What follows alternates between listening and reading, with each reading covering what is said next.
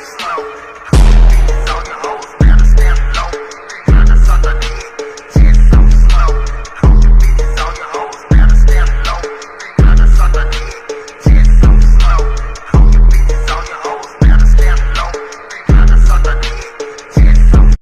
Share করছি রবিবারের লাঞ্চের মেনু। এখানে আছে হাতে গড়া রুটি, চিকেন কষা আর আছে বোঁদের পায়েস।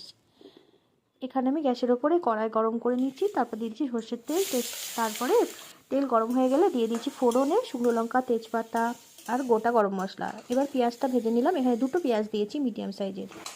পেঁয়াজ ভাজার পরে দিয়ে দিলাম চিকেনটা, এটা ভালো করে মিশিয়ে নিচ্ছি। এবার এখানে আদা, রসুন আর কাঁচা লঙ্কা যেটা আমি গ্রেট করে নিয়েছিলাম সেটাও মিশিয়ে নিচ্ছি। তারপরে ভালো করে ভেজে নিয়ে দিয়ে দিচ্ছি একটা ছোটো সাইজের টমেটো। আর এখানে কিছু মশলা, লবণ, চিনি, হলুদ, লঙ্কার গুঁড়ো, ধনে গুঁড়ো আর গরম মশলা সব কিছু নাড়াচাড়া করে নিলাম। ভালো করে চিকেনটা কষিয়ে নিলাম। এই দেখুন তেল ছেড়ে এসছে। এরপর একে দিয়ে দিচ্ছি আমি টক দই। তারপর ভালো করে মিশিয়ে নিয়ে চাপা দিয়ে দিলাম।